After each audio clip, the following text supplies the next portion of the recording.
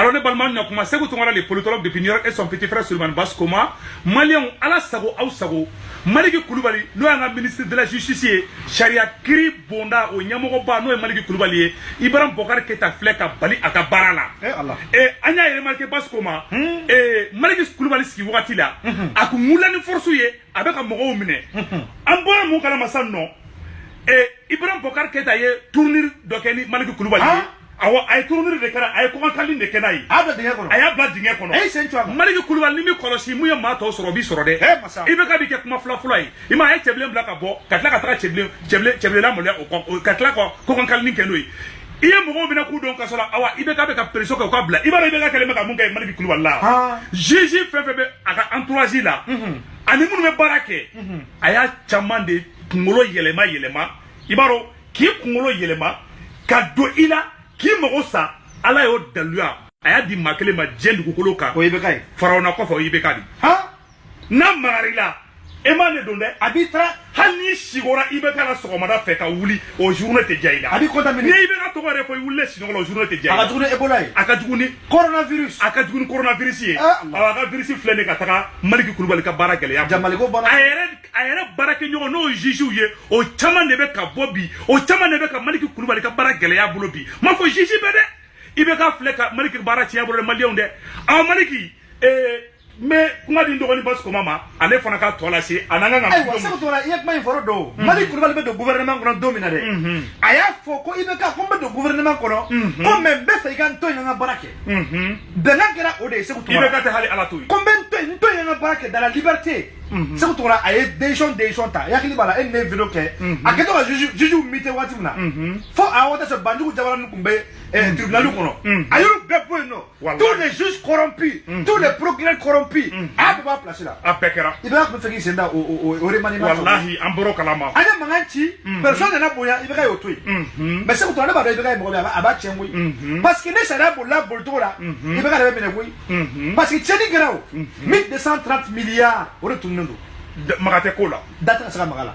dossier des avions coulés au sol voilà ma fla ni rolo c'est ko tola e mo ga tuguna bere RPM baron banu be RPM dolontere ari opposition baron do fele be no Mali re kono mu no tcheni ke commerçant baw mais mo be na tcheni ke ko milliard détourné Mali ko ya fa to na Mali ko wala wati ay mo baw no dun ka so kono mo mu be na tu m'as donné un c'est des intouchables bar to la bola adama sangare bola mais bibi na utu be la bo olu e son de nous de o abagaro le maw Maliki Koulibaly ka bara damine kuma fe ka keni milliard munu suena ani avion munu sara o warko mais ibeka ya bani o be ka tigere fo ko général Dairu wallahi ne Mali o be ka tigere fo Dairu ko ne be yelebi Dairu de tara ibeka ka chikan fo Maliki Koulibaly ngena ko Maliki Koulibaly ka dossier inda ko top secret Maliki Koulibaly tara Maliki Koulibaly na ka mo tara Dairu da bele fait ministre de défense là ko dossier ou là avion ko dossier général munu bala ministre munu impliqué là akase ka dom Dairu da bele ko kale tsaka di ko secret défense do ko ibeka maso voilà kuma fe ni de donc ambe mama Ali Bachili kuma ka mu fo anto la bo ango kala bo kala mo kala be ko la meyiru Mali ru ko voilà ambe do de ke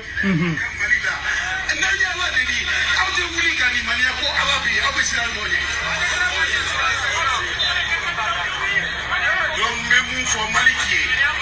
dossier Mumbeye ni vérificateur ya la tribunal la kaba ni dama mala Malik il va donner bâton classement sans suite au côté voilà au desariaye ni fenganga voilà a dossier bela kulika ni mayanga yeshi anga cheni kela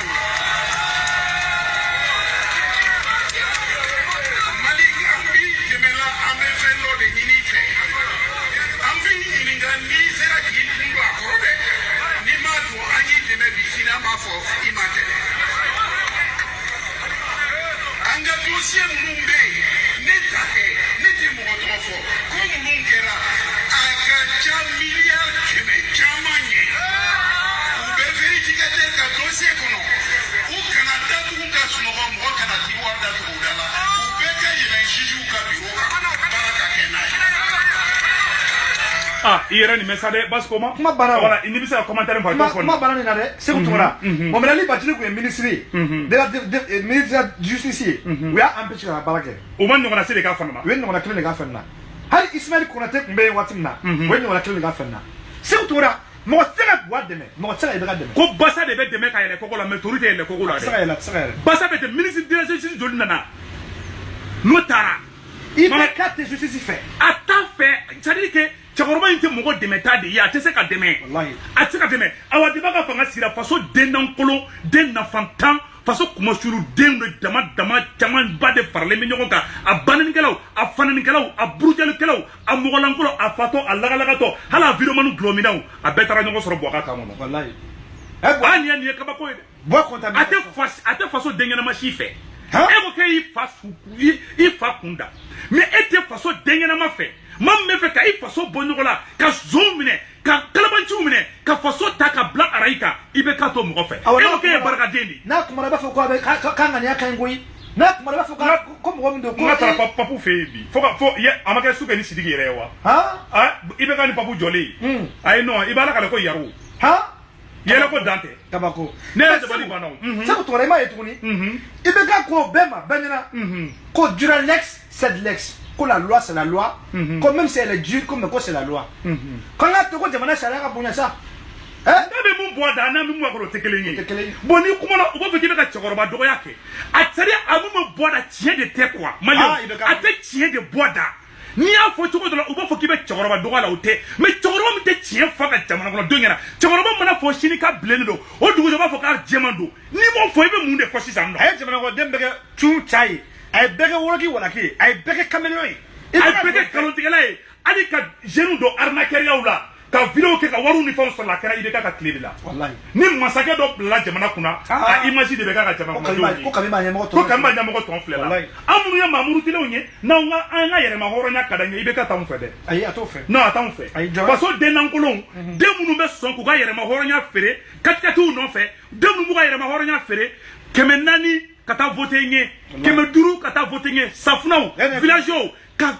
anga armée et puis ayanga armée yere fara yele matunu ko ke armée ethnique ye ka shia nota ko sani shia were ibe kay mali ci koy malion ali mali wurute ñoko fe bi ay jeune fara ay islamu fara ay karo ni flow bla ñogona ay tamasheku yere ma fana bla ñogona ka koroboro ay be fara ay RPM ci ay betti ay mali fe betti et puis mali dengi ma fa be nore ko barakela do ibra bela no kelen aw maliki kulubali avertissement diri ma de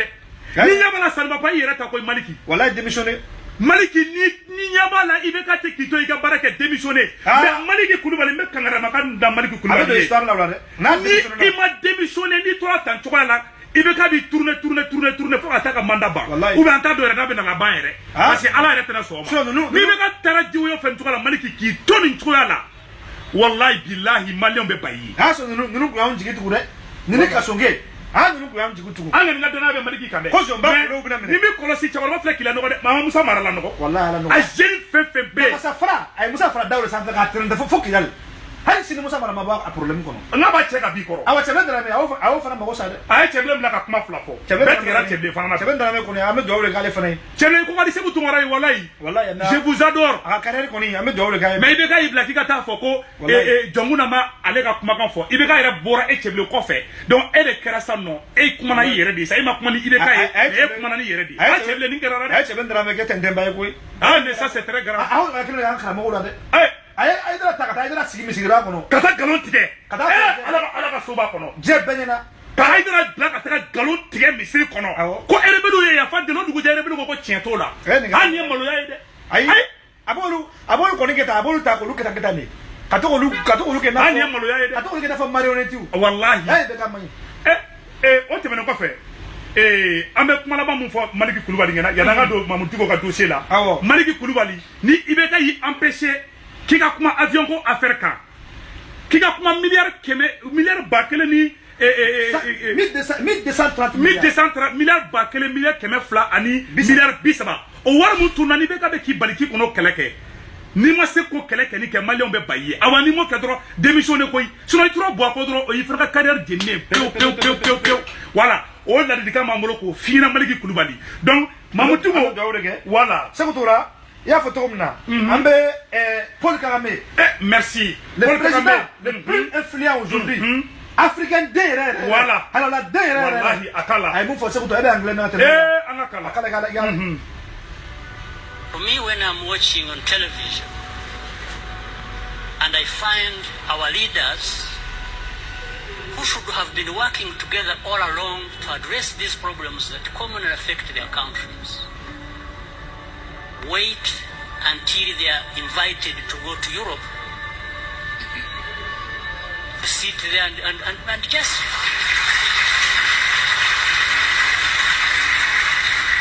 It's like they are made to sit down and address their problems. Why doesn't anybody... aye mon fort anglais là Paul Kagame no Rwanda président le président le ni ñoo présenté tien kono ni vidéo kuma mon fort ça non ako ko ale ko maloya dane do ka fo ko ni problème ko na wula Mali et Afrique ko Afrique président de ba boli ko ka ta France ko ka ta Angleterre ko ka ta Russie là ko Afrique président yere ibeka bola fenge Cameroun be bola awon de bo Paul Kagame ya ira de ibeka ya ale la maloya ko Niger président la maloya ko Burkina président la maloya ko sabu ko yere tsaka fo ko yere ko no ma boli ka ta Macron fe ka wa ko lutara ko sigilante fo la ko ki moso ki gere mo la voilà un président digne. Vladimir Poutine américain ko domina ko be Samsung de Vladimir Poutine na ay risi be fara ñon kan kay ya fam made amana segen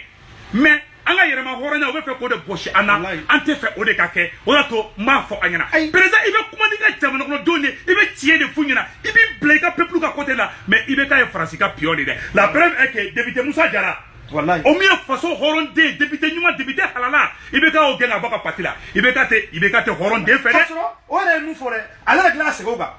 afle kunu o ba kuna shini interview mkera ay interview nge France 24 là ala glace go kuma kele ngai afle sa de ala ko ta ya po ko ta le France ko ta po ko era France président ko era la ko vraiment ko Mali mo be enseignement voilà enseignement ka diga nye ala so so ka orienté voilà mais Moussa de Ramo de fo o de fo de ko biagara ina se no biagara abana etra Moussa de voilà wala sa ka sa ko ja France do abana o be France ka pion de ate Malion fede han nan be ban fagana e ke tetimene ke iga kuma tigete basko aywa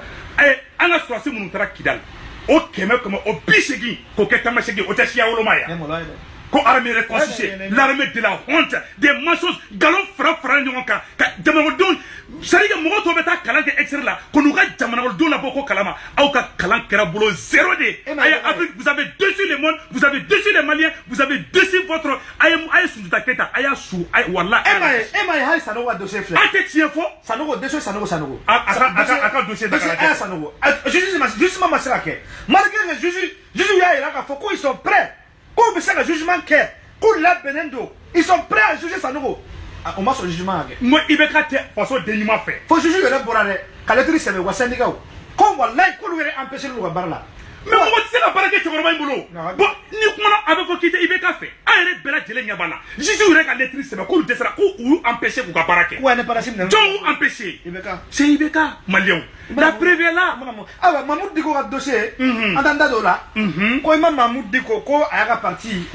Ayaka parti politique ay musi. Comme il m'a Mahmoud Diko la politique mo de ça. Voilà. Donc ayaka parti sigi. Mais après na ayaka fo, gela ba parti ele ko non. Gela parti il est chilé no gaba. Parti chilé no. Na ye arajal ya kuma me. Arajal mo ko la yo la. Ay kuma tama forcer ko to la. Ah vraiment. Ah, ni pour kuma ngara jila. Tiens, am se la côté ndoni j'ai rapidement. Ay wase ko combien en fin no ngo to ango to mais bina yeka foko problème bare de imam Mamadou ko jaja Kaoutin isa ka wa porte parole ja fa o fa de bula koy ko kabina fa ko élection dron o para ka wuri de voilà ko fa la ke député voilà e ngala molay Mamadou ko na kula molay alo awula molay Mamadou ko ya donc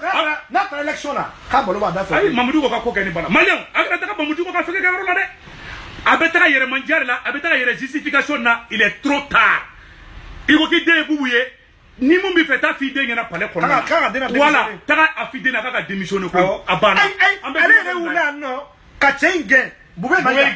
ko bube maga des problèmes beba ko bube maga des problèmes mali beba ko ibeka des problèmes ni mais ay ibeka to ngada bube maga ke ah fle ça de ko parce que shubora abana bube maga tala shubora joa ni korole ah ti goran korole Mamadou ko te mali kono wati wallahi wasa Mamadou ko ba voyager kata ani buru ba ta Dubai wallahi ba ta Arabie Saoudite no ah bien ne ko su bora am be yele de wala ata ki joli kala dugu era chilen ko fe e mo dugu kuma e kumbe sini wala mo shi kana ta dugu ka fenge ke woro la avec ta la politique kuma de la koy avec faire démonstration de force de ke kata ou ta ka ofere tuguni donc on a plus de temps e ka ko bana e ka buru shishira koy donc am vidéo bla non assalamu alaikum wa alaikum salam